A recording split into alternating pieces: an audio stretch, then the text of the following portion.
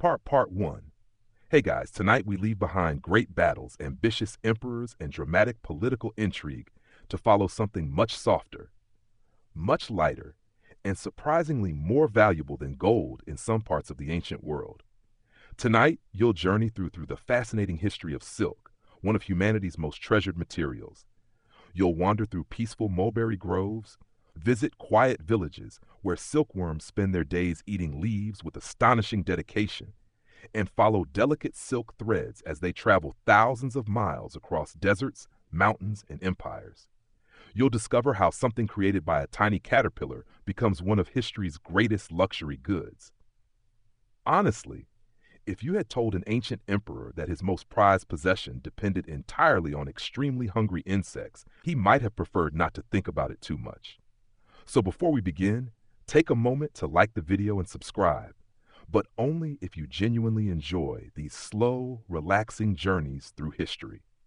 And while you're settling in tonight, let me know where you're listening from and what time it is in your part of the world. Now, dim the lights, get comfortable, and let's quietly travel back to the ancient world. The first light of dawn touches the rooftops of a trading town. The morning air feels cool, fresh, peaceful.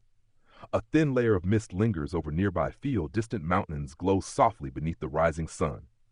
Merchants are only beginning to awaken. Shopkeepers open wooden shutters. Travelers emerge from roadside inns. A few donkeys shuffle sleepily through narrow streets. The day is just beginning. Yet already, one of history's most valuable commodities waits quietly inside warehouses and merchant caravans. Silk. Not gold, not silver, not precious gems. Silk. Bolts of folded fabric rest carefully inside wooden chests, protected from dust, protected from moisture, protected from careless handling. The material appears almost ordinary at first glance. Then sunlight touches it. Suddenly the fabric seems alive. Soft waves of light ripple across its surface. The threads shimmer gently. The cloth catches the morning sun in a way few other materials can. Even now, thousands of years later, silk remains beautiful. Imagine encountering it for the first time in the ancient world. The effect would have been extraordinary.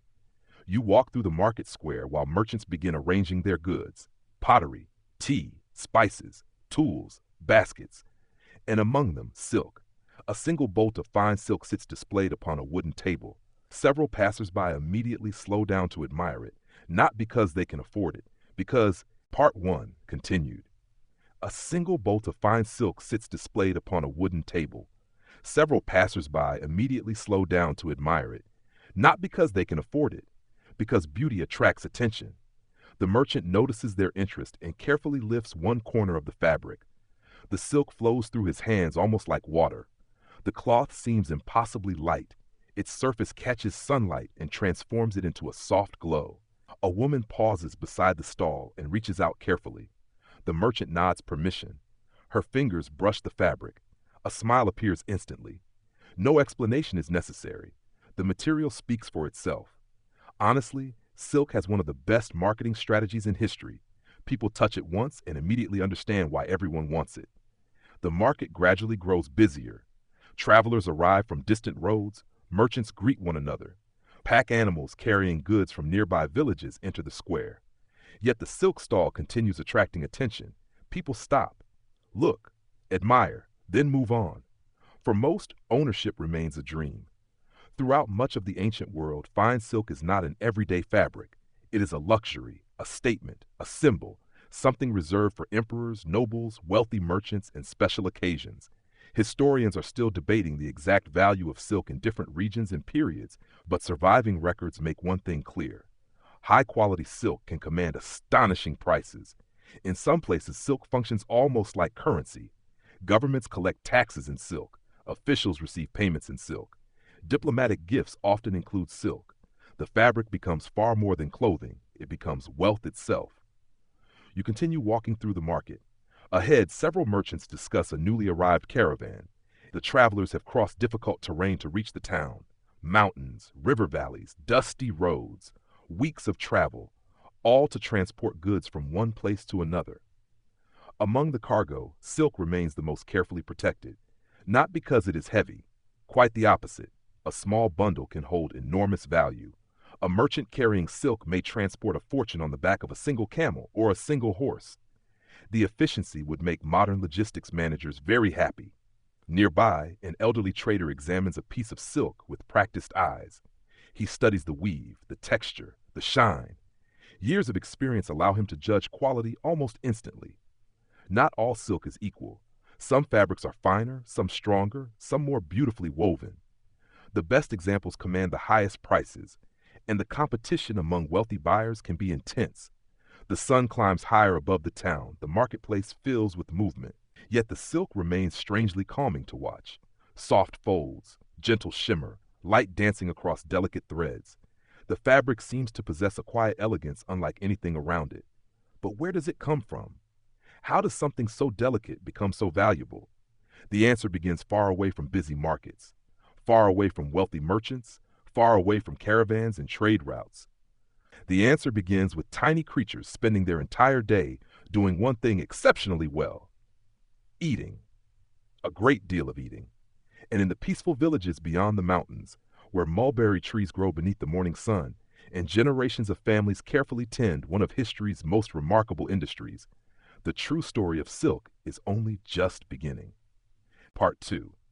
The answer begins with a creature no larger than your finger, not a mighty animal, not a rare beast, not even a particularly impressive insect, just a silkworm. Honestly, if you were asked to invent the source of one of history's most valuable luxury goods, you would probably imagine something far more dramatic. Perhaps a rare flower growing on remote mountain peaks, perhaps a mysterious mineral hidden deep underground. Instead, history gives us a very hungry caterpillar. You leave the bustling market behind and travel into the countryside. The roads become quieter, the air becomes fresher. Fields stretch toward distant hills. Small villages appear among groves of trees.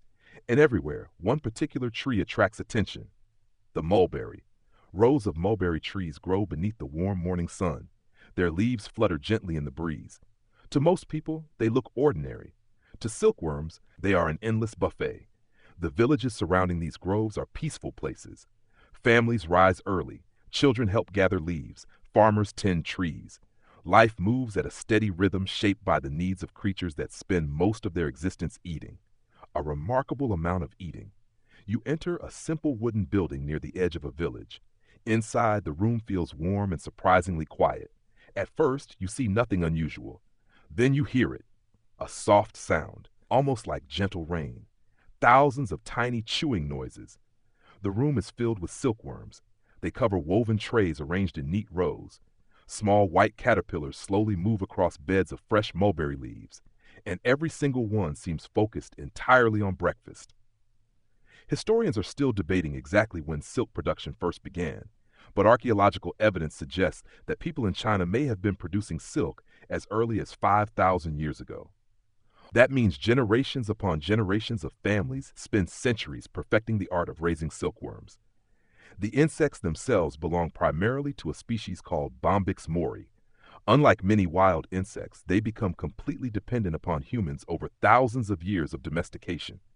Modern silkworms are remarkably specialized creatures. Their talents include eating mulberry leaves, growing, producing silk, and continuing to eat mulberry leaves. The dedication is admirable.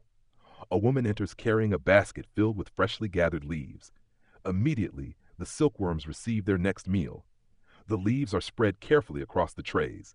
Within moments, thousands of tiny mouths begin working once again. The sound grows slightly louder, soft, steady, persistent, like a very polite rainstorm. You watch one silkworm inch slowly across a leaf. It does not appear particularly valuable. It does not appear especially intelligent. It certainly has no idea that emperors, merchants, and nobles across the world covet the material it will soon produce. The silkworm simply continues eating. Its contribution to global trade remains entirely accidental. Over the next several weeks, the insects grow rapidly, very rapidly. Each day they consume astonishing quantities of leaves relative to their size. Families monitor temperature carefully. They maintain cleanliness. They ensure a steady supply of food. The work requires patience and attention. Silk begins not with luxury, but with care. The village understands this. Children help collect leaves from nearby groves, older family members inspect the trays, Everyone participates. The process has become part of daily life, generation after generation. Outside, sunlight filters through the mulberry trees. Inside, thousands of silkworms continue their endless feast. The insects grow larger, healthier, closer to the next stage of their remarkable journey. Because eventually, the eating stops, and something extraordinary begins. A silkworm prepares to create one of the most astonishing natural materials on Earth, not by weaving, not by sewing, not by constructing, but by producing a single continuous thread so long and so delicate that it will help build one of history's greatest industries. And in the quiet villages surrounded by mulberry groves, while families tend their trays of hungry silkworms beneath the warm afternoon sun, the tiny creatures responsible for one of humanity's most treasured fabrics continue their patient work, one leaf at a time. Part 3. The silkworms continue eating. Morning becomes afternoon, afternoon becomes evening, and still they eat. Rows upon rows of tiny white caterpillars slowly consume fresh mulberry leaves with remarkable dedication. Honestly, if persistence alone determined historical importance, silkworms would rank among humanity's greatest business partners. You remain in the quiet village for several more days. Life here follows a gentle rhythm. Before sunrise, families walk among the mulberry groves collecting fresh leaves. Children carry woven baskets. Parents inspect the trees. Grandparents share knowledge gathered from decades of experience. By the time the morning sun rises fully above the hills, the day's first feeding has already begun. The silkworms wait patiently, or at least as patiently as creatures obsessed with food can manage. Inside the rearing houses, trays stretch from one end of the room to the other. Thousands upon thousands of silkworms occupy carefully arranged shelves. Fresh leaves arrive regularly. The insects respond with enthusiasm, a tremendous amount of enthusiasm. Historians are still debating exactly how silk production varied across different regions and dynasties, but surviving records consistently emphasize the importance of careful attention. Silkworms are valuable and surprisingly delicate. Temperature matters, humidity matters, cleanliness matters. Even sudden loud disturbances can occasionally cause problems. The village treats the insects with great care. One woman gently removes wilted leaves from a tray. Another checks for signs of disease. Nearby, a young boy carefully carries fresh mulberry branches indoors. The work is repetitive, yet important. Every successful cocoon begins here.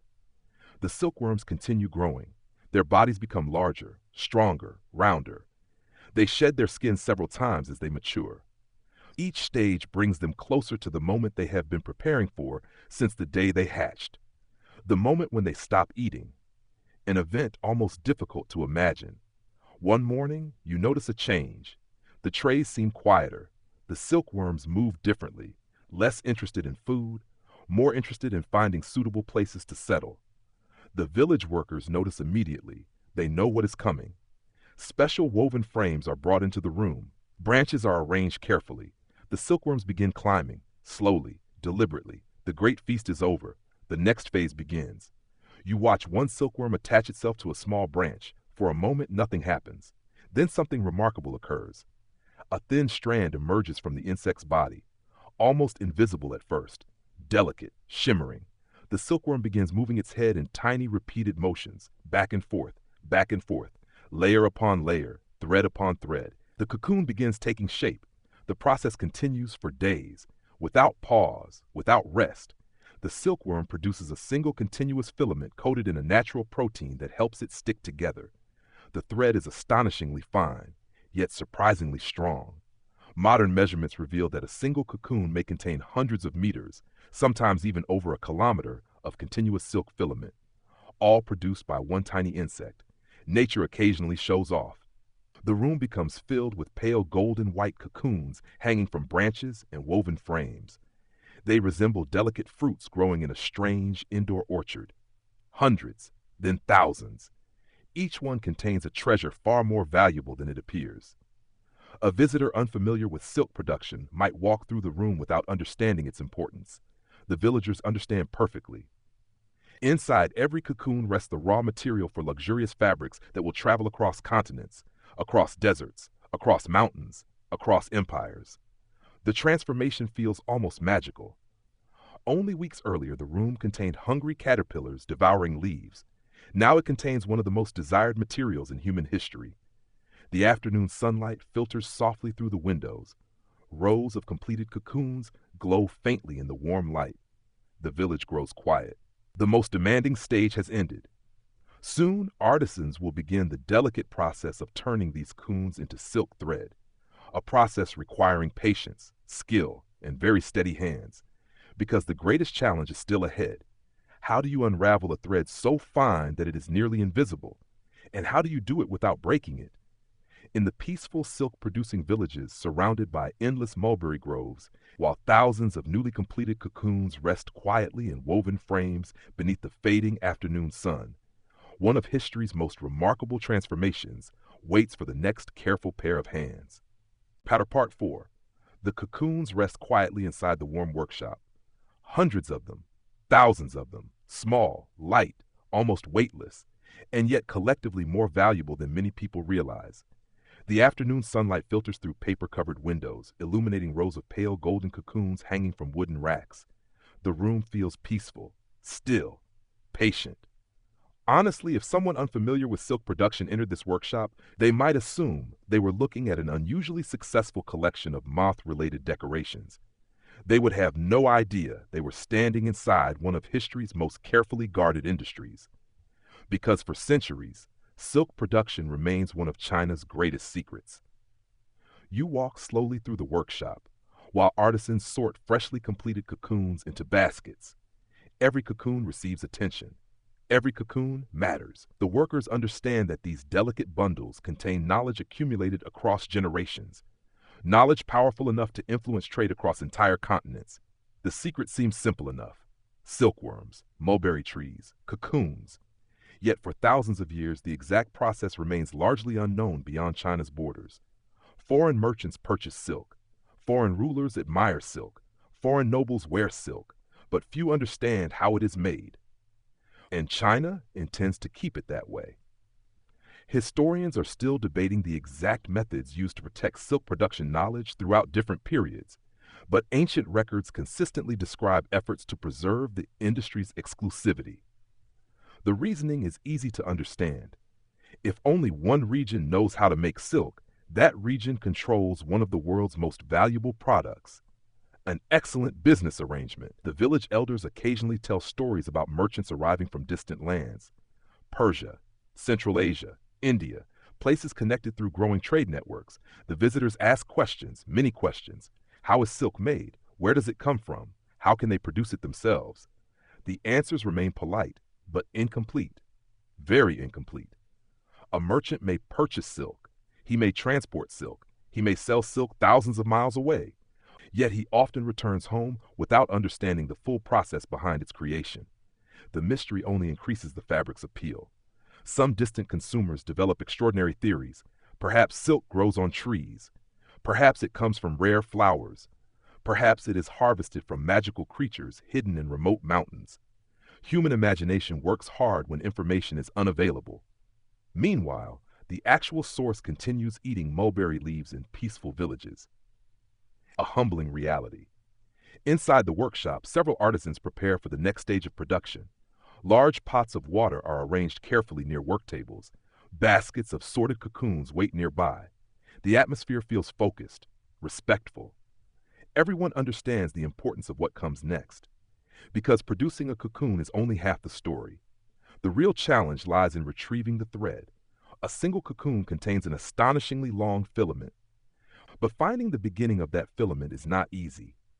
Imagine receiving a ball of thread so fine that it is almost invisible. Now imagine trying to locate the exact starting point without damaging it. Patience becomes essential. The artisans possess plenty of patience. Years of experience have taught them how to recognize the finest cocoons, how to handle them gently, how to prepare them for unraveling. The workshop grows quieter as preparations continue. Outside, the mulberry groves sway gently in the breeze. Children return home carrying empty baskets after the day's work. The village settles into its familiar evening rhythm. Inside, the baskets of cocoons wait. Thousands of delicate treasures, each containing a thread longer than anyone would expect. Each holding the potential to become fabric desired by emperors, nobles, merchants, and rulers across the known world. The secret has been protected. The cocoons have been harvested. And now the moment approaches when artisans will perform one of the most remarkable acts in textile history. They will find a nearly invisible thread and follow it for hundreds and hundreds of meters. And in the quiet silk villages hidden among the mulberry groves of ancient China, while evening sunlight glows across baskets filled with precious cocoons and generations of closely guarded knowledge pass silently from master to apprentice, the extraordinary journey from insect to luxury has only just begun. Part 5. The baskets of cocoons sit quietly beside the work tables. The evening light has softened now, casting warm golden tones across the workshop. Outside, the village settles into its familiar rhythm. Inside, however, one of the most delicate stages of silk production is about to begin. Honestly, history contains many jobs that require patience. Unraveling a nearly invisible thread hundreds of meters long without breaking it ranks surprisingly high on the list. You move closer to one of the workstations. Several artisans sit beside large, shallow basins filled with warm water. The baskets of cocoons wait nearby. Everything appears calm, organized, carefully prepared. Years of experience have transformed a complicated process into a graceful routine. The first cocoon is lowered gently into the warm water. Not boiling, not harsh, just warm enough to soften the natural gum-like protein that holds the silk filaments together.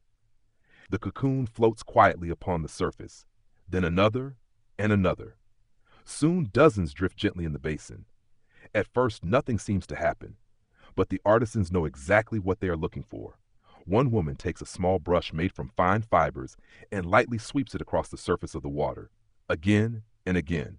Then suddenly, several nearly invisible strands catch upon the brush. The beginning has been found. The moment always feels a little magical. Somewhere within those floating cocoons hide threads so fine they are difficult to see, yet now they have revealed themselves. The artisan lifts the brush carefully. Several filaments rise from the water. They shimmer faintly in the fading sunlight, almost like spider silk, only smoother, more luminous. Historians are still debating the precise evolution of silk reeling techniques across different dynasties, but ancient Chinese artisans developed remarkably sophisticated methods for extracting continuous silk filaments from cocoons. Their skill becomes legendary, for good reason. The artisan gathers several strands together. A single filament is far too delicate to use alone. By combining multiple filaments, she creates a stronger working thread. The strands pass through a small guide and onto a wooden reel. Then the reeling begins. Slowly, steadily, the reel turns. The thread unwinds. Meter after meter emerges from the cocoon. The process appears effortless. It is not. The artisan watches constantly. Too much tension and the filament breaks. Too little tension, the thread becomes uneven. The balance must remain perfect. Nearby, another worker reels silk from a different basin. The motion repeats rhythmically. Turn, guide, watch, adjust, turn again. The workshop fills with the soft sounds of wooden reels rotating gently. No shouting, no rushing, only concentration. The silk continues emerging, astonishingly long. A single cocoon may contain hundreds of meters of continuous filament. Some contain even more. Nature has hidden extraordinary engineering inside something no larger than a walnut. You watch a reel slowly fill with shining silk thread. The material catches the evening light beautifully, soft, smooth, almost glowing. Now the source of silk's reputation becomes easier to understand. The thread itself seems different from ordinary fibers, more refined, more elegant. The artisans continue working as darkness approaches outside. Lanterns are lit around the workshop. Their warm glow reflects from the growing reels of silk. The atmosphere feels peaceful, almost meditative. Each worker performs movements learned through years of practice. Hands move automatically. Eyes remain attentive. Experience guides every action. Generations before them performed the same task. Generations after them likely will as well. One completed reel is set aside. Another begins. The cocoon's hidden treasure has been transformed into something usable, something valuable, something ready for the next stage. Yet the silk still does not resemble fabric. Not yet. For that, another group of skilled artisans waits. The weavers. People capable of transforming delicate threads into cloth so beautiful that emperors treasure it. Merchants transport it across continents, and entire civilizations compete to obtain it. The last rays of sunlight disappear beyond the hills. Lanterns glow softly throughout the workshop. Reels of freshly spun silk gleam in the warm light. And in the peaceful villages of ancient China, while artisans patiently unwind hundreds of meters of nearly invisible thread from tiny cocoons floating in warm water, one of history's greatest luxury materials slowly emerges, strand by delicate strand. Part 6. The reels of silk gleam softly beneath the lantern light. Rows of them now rest upon wooden shelves throughout the workshop, each containing thread so fine that it almost seems impossible it came from a tiny cocoon. Outside, the village sleeps. Inside, another stage of the silk journey begins. Because silk thread alone is not enough. To become truly valuable, it must be transformed into fabric. Honestly, turning silk into cloth is a little like turning notes into music. The individual pieces are beautiful, but the real magic happens when they are brought together. The following morning arrives quietly. Sunlight filters through paper-covered windows. The air smells faintly of wood, warm tea, and freshly prepared thread. You leave the reeling workshop and enter another building nearby. The atmosphere feels different here. The room is larger, the equipment more elaborate. Wooden looms occupy much of the space. Several weavers are already at work. The soft clacking of looms fills the room, steady, rhythmic, almost soothing. The sound has echoed through silk workshops for centuries. A master weaver stands beside one loom inspecting newly prepared silk threads. Before weaving can begin, the threads must be arranged carefully, very carefully. Silk is strong for its weight, yet it remains delicate. A careless movement can damage hours of work. The weaver checks tension, alignment, spacing. Every detail matters. Historians are still debating the precise evolution of ancient silk weaving technologies, but Chinese artisans developed remarkably advanced textile techniques long before many other parts of the world. Their fabrics become famous not merely because silk itself is beautiful, but because the craftsmanship reaches extraordinary levels. The loom before you resembles a complex wooden puzzle. Hundreds of threads stretch across its frame. Each one occupies a precise position. The arrangement appears intimidating. The weaver seems completely comfortable. Years of experience have transformed complexity into routine. The work begins. A shuttle-carrying thread moves through the loom. Back and forth, back and forth. The motions remain smooth, controlled, patient. Gradually, fabric begins to appear. Not suddenly, not dramatically, slowly, like a painting revealing itself stroke by stroke. You watch the emerging cloth catch the sunlight. Even unfinished, it possesses a remarkable quality. The surface reflects light softly, almost like water, almost like moonlight. The effect seems alive. This unique sheen becomes one of silk's most famous characteristics. The triangular structure of silk fibers reflects light differently than many other natural materials. Ancient people do not understand the physics. They simply know the result is beautiful, and beauty often proves more important than explanations. Nearby, another loom produces patterned silk. The process is even more demanding. Colored threads intertwine carefully.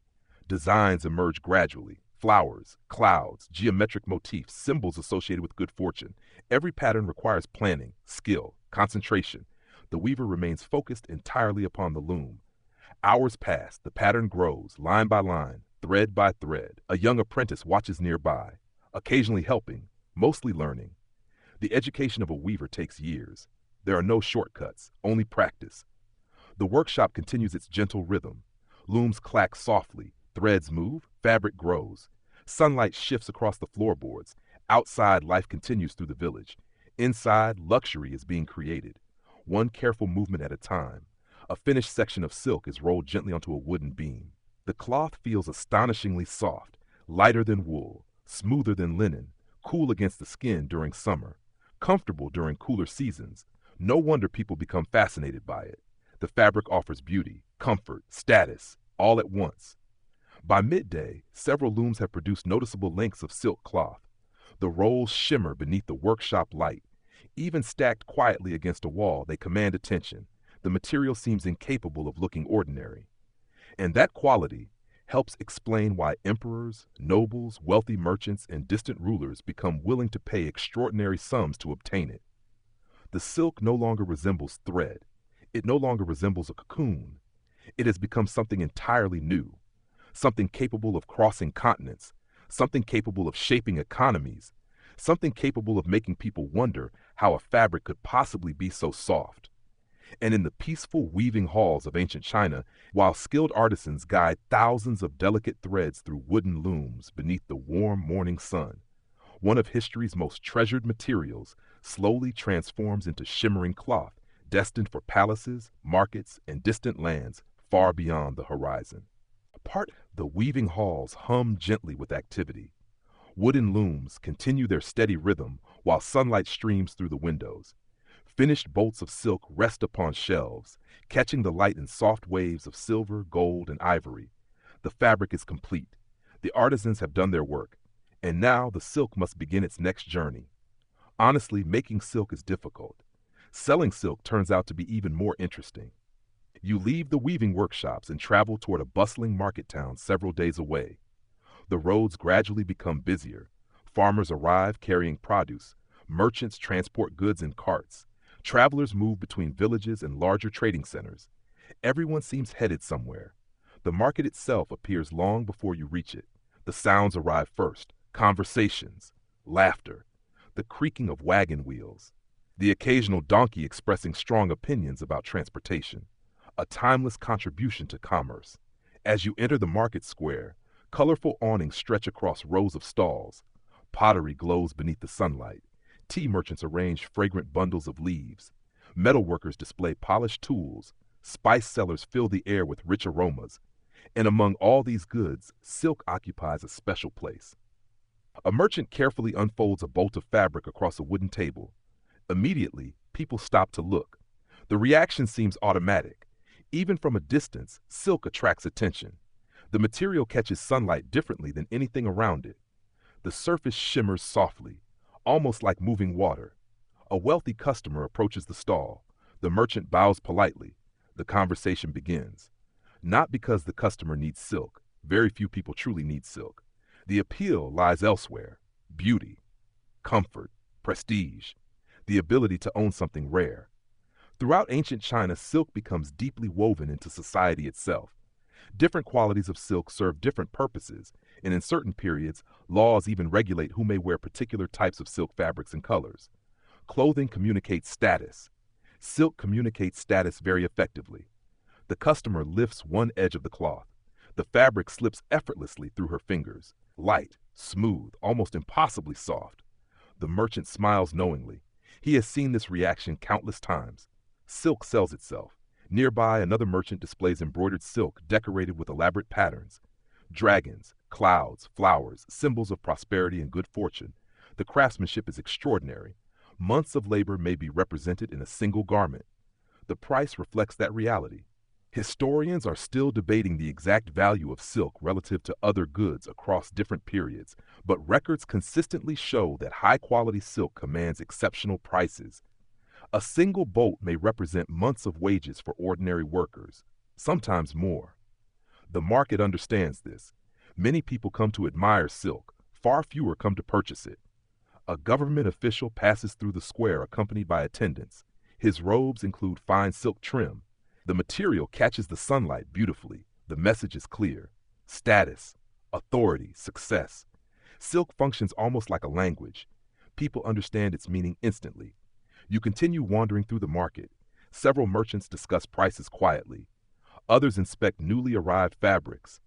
A trader from a distant region examines the weave of a silk bolt with great care. He intends to transport it elsewhere, perhaps hundreds of miles away, perhaps thousands. The journey of silk rarely ends where it begins. A group of travelers gathers around a stall displaying dyed silks in brilliant colors: deep crimson, rich blue, golden yellow. Each hue requires additional skill and labor. Each increases the fabric's appeal. Children pause beside the display and stare in admiration. One reaches toward the cloth before a parent gently reminds him that touching luxury goods without permission is generally discouraged. A useful lesson. The market continues growing busier as the afternoon advances. Yet the silk stalls remain among the most popular. People admire, discuss, compare, dream. The fabric has become more than cloth. It has become an idea, a symbol of refinement, a symbol of wealth, a symbol of possibility. And in the bustling marketplaces of ancient China, while merchants carefully unfold shimmering fabrics beneath the afternoon sun, and customers marvel at cloth born from tiny silkworms and extraordinary craftsmanship. One of history's most treasured luxury goods begins another chapter of its remarkable journey toward distant lands and distant empires. Part 8. The market square hums with activity. Merchants negotiate prices beneath colorful awnings. Travelers compare goods from distant regions. Silk boats shimmer softly in the sunlight, drawing admiring glances wherever they appear. The fabric seems almost magical, and in many ways it is. But as you continue through the marketplace, another question begins to emerge. Who actually wears all this silk?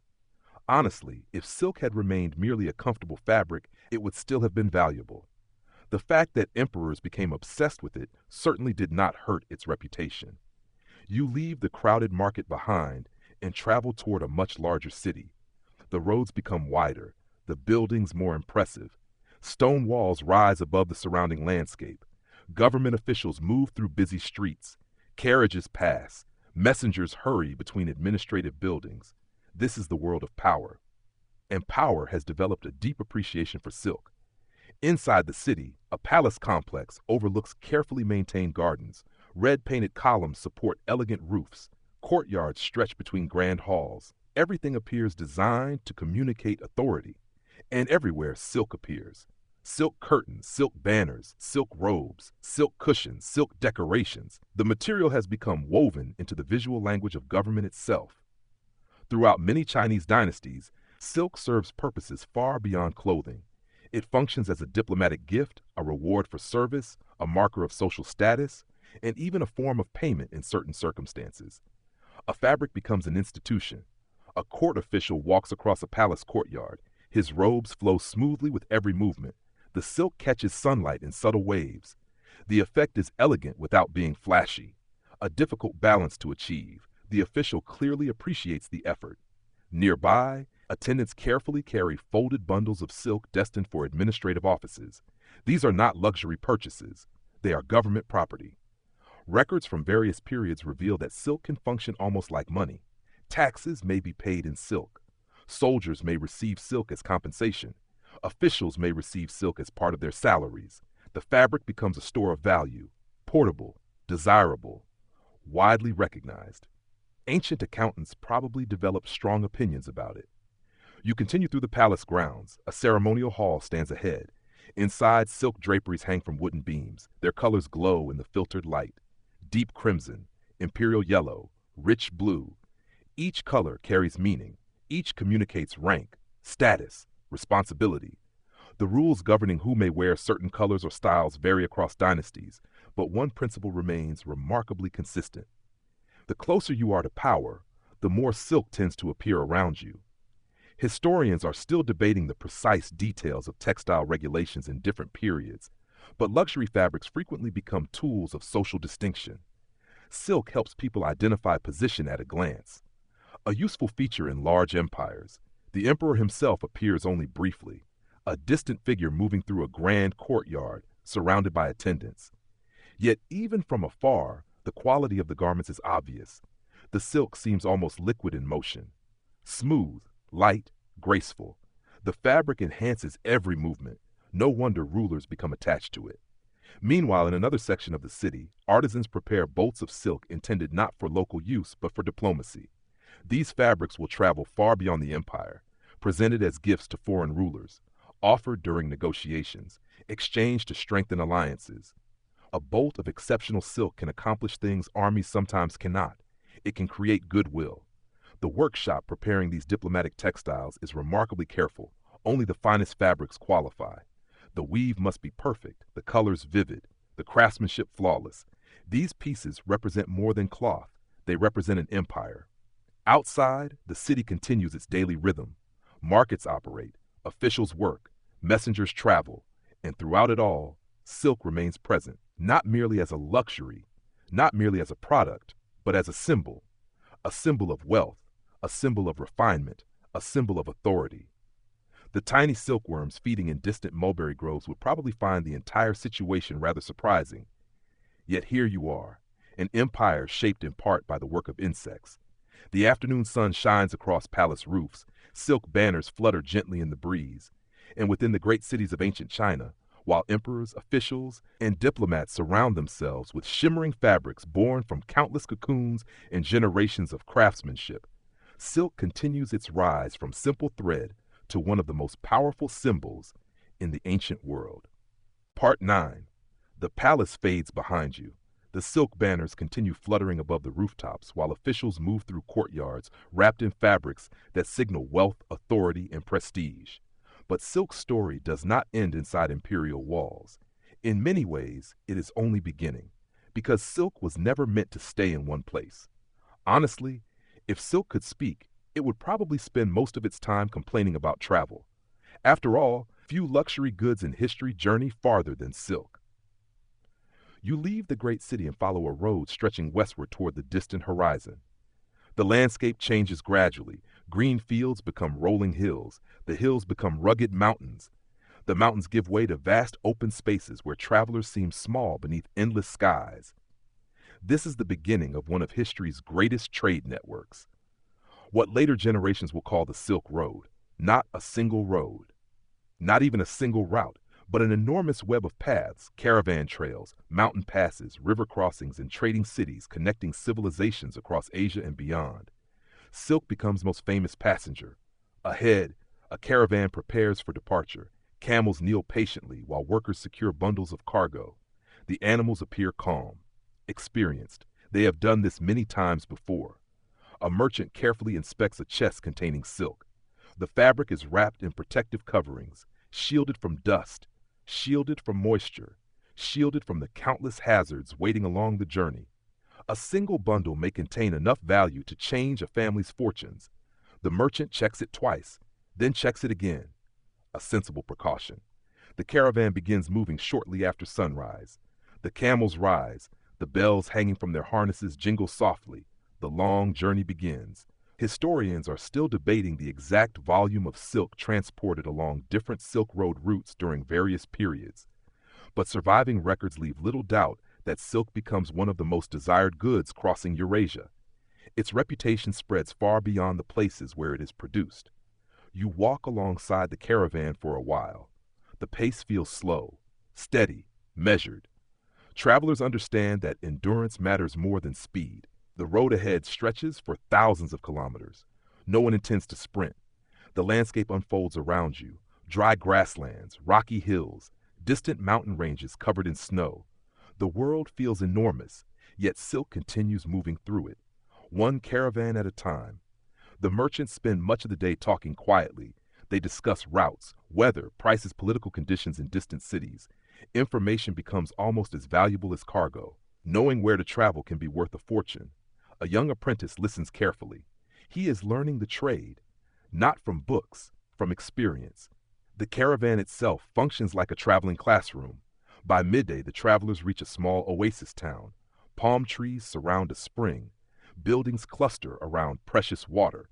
The stop feels welcoming after hours on the road. The merchants unload some cargo. Not much, just enough to conduct business. A local trader examines several silk bundles. His eyes widen slightly. The quality is excellent. The negotiations begin. Tea is served. Questions are asked. Prices are discussed. Patience remains essential. Silk rarely travels directly from producer to final customer. Instead, it passes through many hands. Merchant after merchant, city after city. Each stage adds value. Each stage extends its reach. The afternoon sun drifts lower. The caravan prepares to continue. Ahead lie deserts, mountains, river valleys, foreign kingdoms, new languages, new cultures. Silk will cross them all. A camel carrying several carefully wrapped bundles begins moving once more. The fabric weighs very little, yet the value upon its back exceeds that of many heavier cargoes. Gold is precious, silver is precious, but silk possesses something extra: mystery, beauty, desirability. People want it, and because people want it, merchants are willing to cross continents to deliver it. The bells ring softly. The caravan moves westward. The horizon stretches endlessly ahead, and along the great trade routes linking ancient civilizations, while camels carry shimmering fabrics across deserts, mountains, and distant frontiers beneath the vast open sky, silk begins its remarkable journey from the workshops of China toward empires that have never seen a silkworm but will soon become captivated by its magic. Part 10. The caravan continues westward. Day after day, the camels cross landscapes that seem endless. Golden deserts stretch toward distant horizons. Mountain ranges rise like stone walls against the sky. River valleys offer brief moments of green before the road disappears once again into dust and sunlight. The silk remains carefully protected, wrapped, guarded, valued. Every mile brings it farther from the villages where silkworms quietly fed upon mulberry leaves, and closer to people who have never seen a silkworm in their lives. Honestly, one of history's greatest achievements may be convincing people thousands of miles away to become obsessed with a product they barely understand. Silk accomplishes this spectacularly. The caravan eventually reaches a bustling city in Central Asia. Merchants from many lands gather here: Persian traders, Indian merchants, nomadic travelers, caravan leaders from distant kingdoms. Languages fill the marketplace. So do stories. And among the most popular topics of conversation sits a familiar luxury: silk. A merchant carefully opens one of the travel chests. The gathered buyers lean forward immediately. The fabric catches the sunlight. The reaction is familiar. It has happened in every city so far, and it will happen in many more. The silk seems almost unreal, smooth, light, radiant. People want to touch it. Many cannot afford it. That rarely stops them from admiring it. The journey continues. Some silk remains in Central Asia, some travels farther west, across Persia, across Mesopotamia, toward the Mediterranean, toward Rome, toward civilizations that will become every bit as fascinated by silk as China itself. Historians are still debating the exact volume of silk reaching the Roman Empire during different periods, but Roman writers leave little doubt about one thing: they absolutely love the fabric. Roman elites become enchanted by silk, and occasionally worried about it. The two emotions often arrive together. You arrive in a prosperous Roman city. Marble buildings line busy streets. Public fountains sparkle beneath the sun. Merchants display goods imported from across the known world. And there, among luxury items from distant lands, hangs a piece of silk. A small crowd gathers around it. The reactions are almost identical to those seen thousands of kilometers away. Admiration, curiosity, desire. A wealthy Roman customer lifts the fabric carefully. The cloth feels lighter than wool, smoother than linen. The material seems almost impossible. Several Roman writers describe silk in terms that sound remarkably impressed. Some even struggle to understand how it is made. The mystery remains part of its appeal. Many Romans know the fabric originates somewhere far to the east, beyond Persia, beyond deserts, beyond mountains, beyond lands most will never visit. Exactly how it is produced remains uncertain. The imagination fills the gaps. Some theories become wonderfully inaccurate, a common historical tradition. Nearby, a senator examines a silk garment imported at enormous expense. The price would astonish most people, yet demand remains strong. Luxury has a way of ignoring practicality. Roman authorities occasionally become concerned about the popularity of silk. Large amounts of wealth leave the empire to pay for imported luxuries. Some officials complain, some philosophers complain, some moralists complain. Meanwhile, wealthy customers continue buying silk, a recurring pattern throughout history. Farther east, Persian merchants display silk in elegant marketplaces. The fabric fits naturally into the sophisticated commercial world of the Persian Empire. Royal courts appreciate it. Nobles appreciate it. Merchants appreciate the profits. Everyone seems satisfied. The fabric continues spreading. One caravan, one city, one customer at a time. What began as a thread inside a cocoon now influences trade across continents. It connects civilizations that may never meet directly. It carries ideas alongside goods, stories alongside commerce, culture alongside luxury. The sun begins setting over another distant city. The silk glows softly in the evening light. Its journey continues. Its reputation grows. And across Rome, Persia, Central Asia, and countless trading cities scattered along the great routes of the ancient world, while merchants unfold shimmering fabrics before astonished customers, and rulers pay extraordinary prices for a material born from tiny silkworms, silk becomes one of history's most successful travelers. Part 11. The silk has crossed deserts. It has crossed mountains. It has crossed empires. From the mulberry groves of China to the marketplaces of Persia and the villas of Rome, The shimmering fabric has become one of the most desired luxuries in the world. Yet one mystery remains. How is it actually made? Honestly, if you are paying enormous amounts of money for a product, eventually someone is going to ask a very reasonable question. Could we make this ourselves? For centuries, the answer remains frustratingly out of reach. The silk arrives. The silkworms do not. The fabric travels. The secret stays behind, and China intends to keep it that way. You return eastward for a moment, back to the villages where the story began. The mulberry groves remain peaceful. The silkworm houses remain busy. The workshops continue producing thread and cloth much as they have for generations. Life goes on. The secret survives. Historians are still debating exactly how tightly silk production knowledge is controlled during different periods. But ancient sources consistently describe efforts to prevent silkworms, eggs, and production techniques from leaving China. The reasoning is obvious. Silk is valuable because it is rare. If everyone can make silk, prices fall. Empires generally prefer not to volunteer for that outcome. For centuries, the strategy works remarkably well. Merchants carry finished silk across Eurasia. Foreign rulers admire it. Foreign merchants profit from it. Yet the source remains hidden. The mystery grows. Some people imagine forests of silk-bearing trees. Others imagine unusual plants. A few speculate correctly that insects may be involved. Proving it is another matter entirely. Then comes one of history's most famous industrial espionage stories, and like many famous stories, parts of it remain difficult to verify completely. The version most often repeated begins during the 6th century. By this time, the Byzantine Empire desperately wants its own silk industry. Importing silk is expensive. Producing silk locally would be far better. The challenge, of course, is obtaining the secret. According to later historical accounts, 2 monks travel eastward, far eastward, through regions connected to the Silk Road. They observe, learn, and eventually discover the truth about silk production. Silkworms, mulberry leaves, cocoons, the entire process. The knowledge itself is valuable, but knowledge alone is not enough. To establish silk production elsewhere, living silkworm eggs are required. Transporting them presents a challenge. Silkworm eggs are tiny, fragile, difficult to conceal, and yet somehow, according to the traditional story, the monks succeed. They reportedly hide silkworm eggs inside hollow bamboo staffs during their return journey. Whether every detail is accurate remains uncertain. Historians continue debating aspects of the account, but one thing appears clear.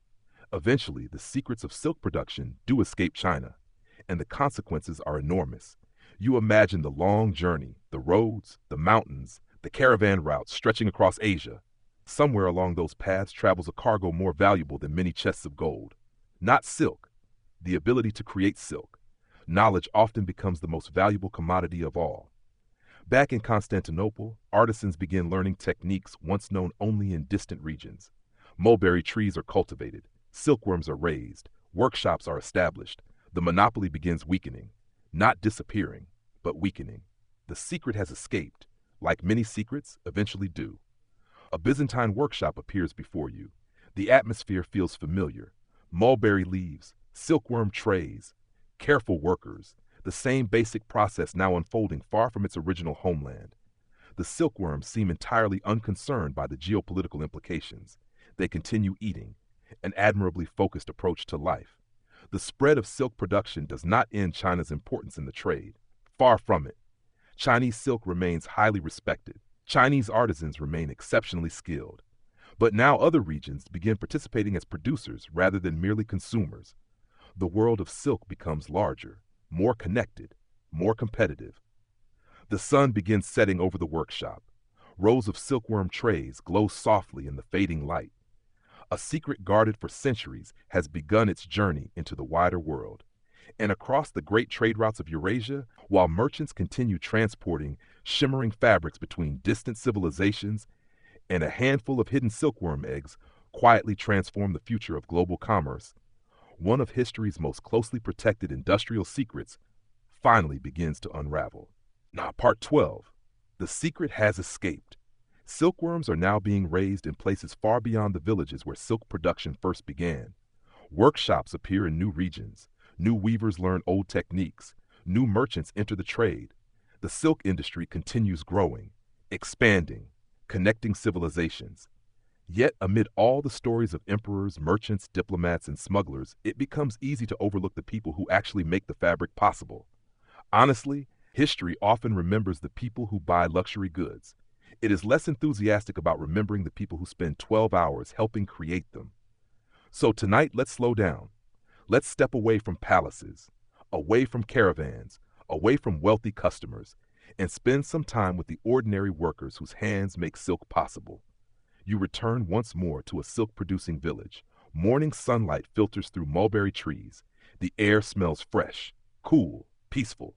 The village awakens early, long before distant merchants begin negotiating prices, long before noble families select garments, long before silk reaches foreign markets. The work begins here. A woman carrying woven baskets walks toward the mulberry groves. Several children accompany her. The leaves must be gathered. The silkworms will not wait. The insects have many admirable qualities. Patience regarding meal schedules is not among them. Rows of mulberry trees stretch across the landscape. The leaves glow bright green beneath the morning sun. Workers move carefully between the trees collecting fresh branches. The task appears simple, yet it repeats day after day, season after season, year after year. The silk industry depends upon consistency. Inside the silkworm houses, other workers prepare feeding trays.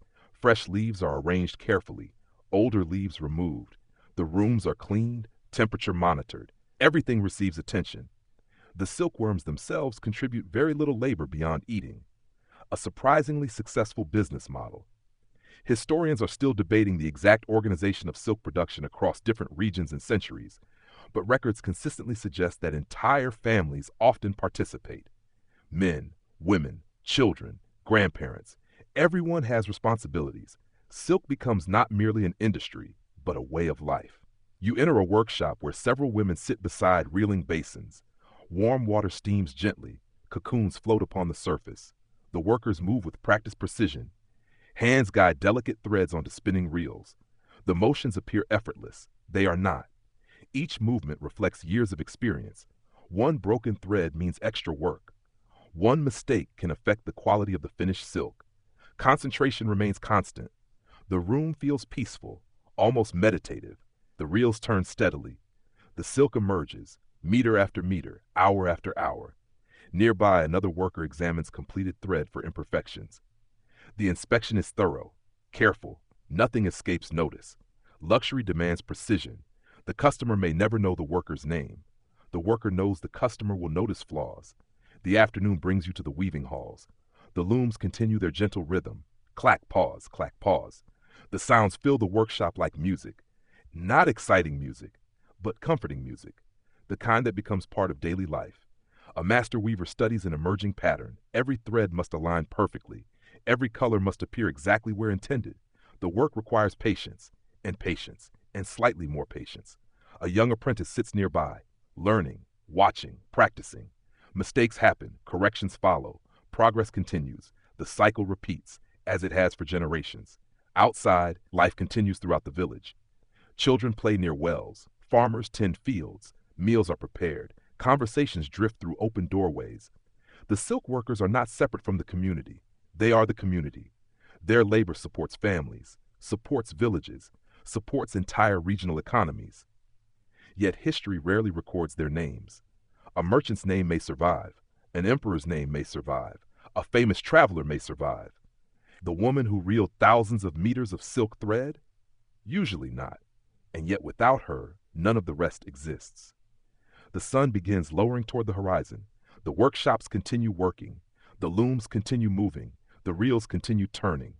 The ordinary workers continue doing extraordinary things, not because they seek fame, because it is their job, because it is their craft, because generations before them taught them how.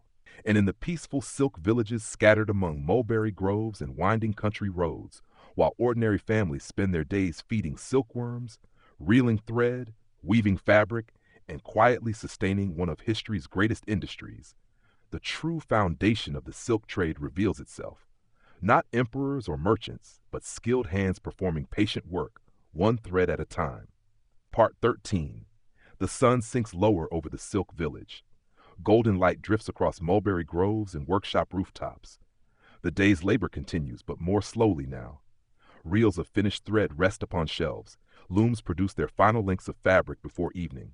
The village feels peaceful, comfortable, steady. And after spending so much time following silk from cocoon to cloth, a question finally becomes impossible to ignore. Why do people love it so much? Honestly, plenty of fabrics keep people warm. Plenty of fabrics cover the body. Plenty of fabrics perform practical tasks perfectly well.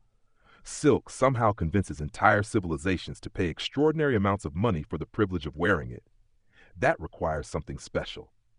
You enter a finished goods workshop where bolts of completed silk rest upon long wooden tables. The fabric catches the late afternoon sunlight. Immediately, the difference becomes obvious. Even among beautiful textiles, silk stands apart. The surface glows, not brightly, not harshly, softly, like moonlight reflected upon still water. The effect seems almost magical. Ancient people often struggle to explain exactly why silk appears different. Modern science provides part of the answer.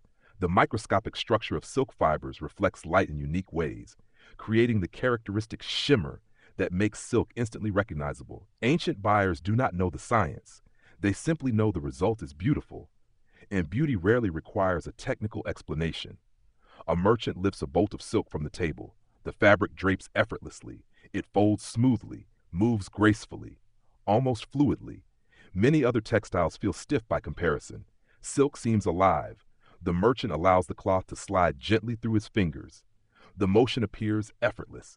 The fabric weighs surprisingly little. That becomes another part of its appeal. Historians are still debating the relative qualities of various ancient textiles available in different regions, but silk consistently earns praise for combining several rare advantages at once. It is strong, it is lightweight, it is smooth, it is beautiful, and it is comfortable, a remarkably successful combination.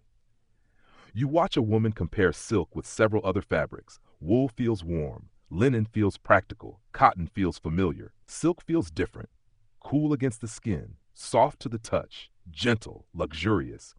The distinction becomes immediately obvious. Nearby, another artisan demonstrates the strength of silk thread. The thread appears delicate, almost fragile, yet appearances can be misleading. Silk possesses impressive tensile strength for a natural fiber, stronger than many people expect.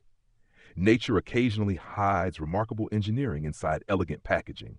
A group of wealthy customers examines several finished garments. The reactions remain familiar: admiration, curiosity, desire. The fabric seems capable of producing the same response in nearly everyone who encounters it. A useful business characteristic. One customer lifts a sleeve embroidered with intricate patterns. The silk catches the fading sunlight beautifully. For a moment, the garment seems almost illuminated from within.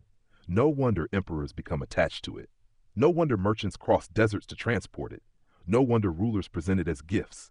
The material offers more than utility. It offers experience. The workshop grows quieter as evening approaches. The artisans begin organizing completed fabrics for storage. Several bolts are wrapped carefully. Others await transportation. Every piece represents countless hours of labor. Mulberry leaves gathered, silkworms raised, cocoons harvested, threads reeled, cloth woven. The luxury visible in the finished fabric rests upon thousands of small acts of patience, a truth often hidden from the final customer. Outside, the evening breeze moves gently through the mulberry trees. Inside, the silk continues glowing softly in the fading light. The material still feels almost magical, not because it contains magic, because it combines nature, craftsmanship, beauty, and rarity in ways few other materials ever have. The sun touches the horizon. Shadows lengthen across the workshop floor. And in the peaceful silk villages of the ancient world, while artisans fold shimmering fabrics beneath the warm colors of sunset, and generations of accumulated knowledge rest within every thread, the enduring mystery of silk becomes easier to understand. For all its practical qualities, it never stops feeling just a little bit extraordinary. Part 14. The evening settles gently over the silk village. The last rays of sunlight stretch across the rooftops, while long shadows drift between the mulberry groves. The day's work is nearly complete. Nearly. A few looms still move, a few artisans still work, a few final threads still wait to be woven. Honestly, some crafts never seem to end. There is always one more thread to guide, one more detail to inspect, one more task to finish before tomorrow begins. You step inside a weaving hall illuminated by the warm glow of oil lamps. The atmosphere feels different from earlier, quieter, softer. The busy energy of the day has faded. What remains is concentration, patience, routine. Rows of wooden looms stand beneath darkened rafters. Most are silent now, but several continue their steady rhythm. Clack, pause. The sounds echo gently through the workshop, almost like a heartbeat. The master weavers seem in no hurry. The fabric will be finished when it is finished. Silk has never responded well to rushing. A woman seated beside a loom guides a shuttle through hundreds of delicate threads. The movement appears graceful, automatic. Years of practice have transformed labor into something resembling art. The fabric slowly grows beneath her hands. Another few centimeters, another few rows. Progress measured not in speed, but in precision. Nearby, a completed bolt of silk hangs from a wooden beam. The cloth catches the lamplight beautifully. The surface glows with a soft golden sheen. Even in the dim workshop, silk seems determined to attract attention. Historians are still debating the exact production capacity of ancient silk workshops, but one fact remains clear.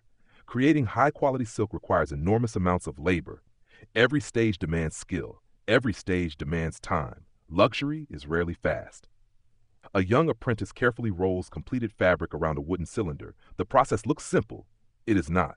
The cloth must remain smooth, protected, clean. Any damage could reduce its value. The apprentice works slowly. The master weaver nods with approval. A small victory, yet meaningful. The education of a silk artisan often lasts years. Knowledge passes from teacher to student, from parent to child, from one generation to the next. The thread connecting them may be invisible, but it is no less real than the silk itself. Outside, the evening deepens. Crickets begin singing among the mulberry trees. A cool breeze drifts through partially opened windows. The air carries the scent of leaves and distant cooking fires. Families gather for evening meals. Children prepare for sleep. The village grows quieter. Inside the workshop, the final tasks continue. One artisan examines finished fabric beneath a lamp.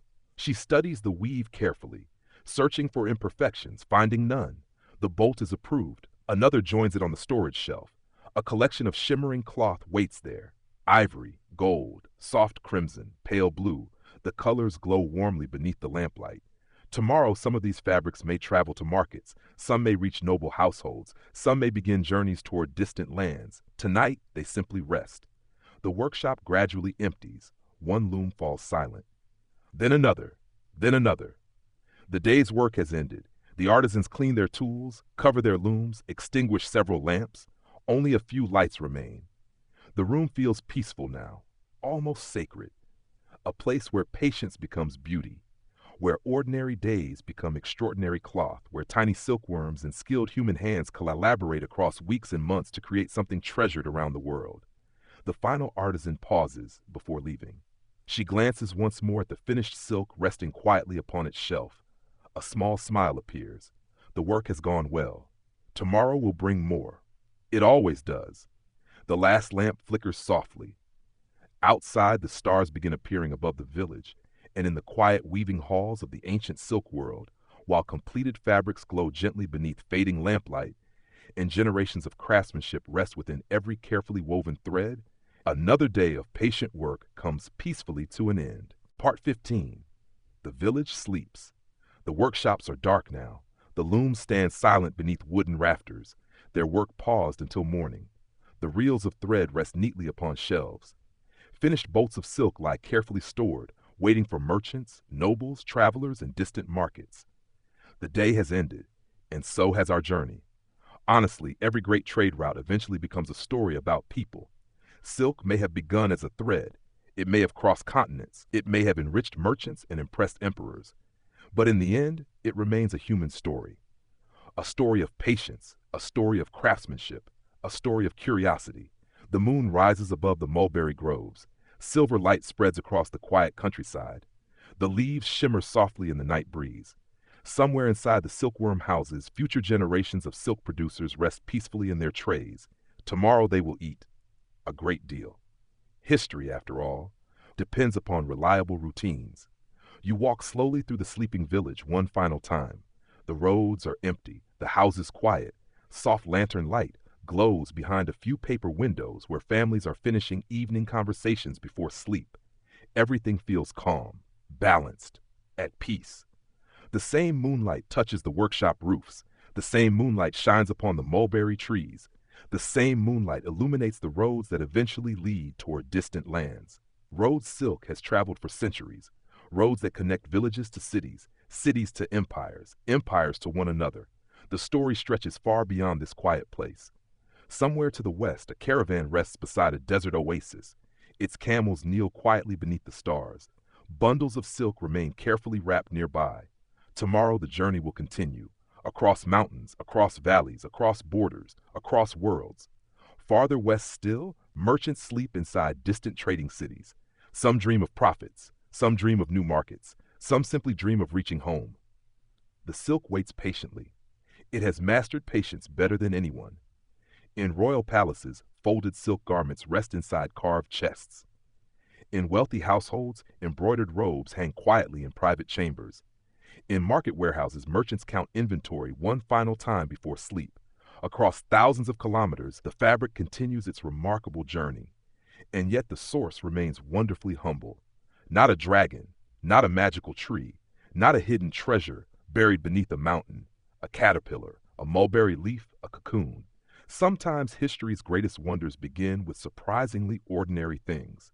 Historians are still uncovering new details about the ancient silk trade, the people who produced it, and the civilizations it connected. But one truth remains clear. Silk helped link vast regions of the world long before modern transportation. It carried wealth, ideas, art, technology, stories. It helped create connections between people who would never meet, and it did so through something as simple as thread. The moon climbs higher, the village grows quieter, the workshops rest, the roads sleep, the silk waits. Tomorrow the cycle will begin again. Mulberry leaves will be gathered, silkworms will eat, threads will be reeled, looms will move, caravans will travel, markets will open, and the long story of silk will continue. But tonight, everything is still, everything is peaceful.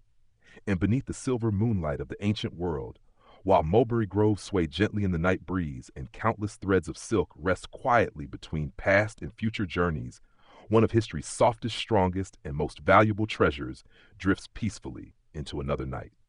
End of script. Sweet dreams.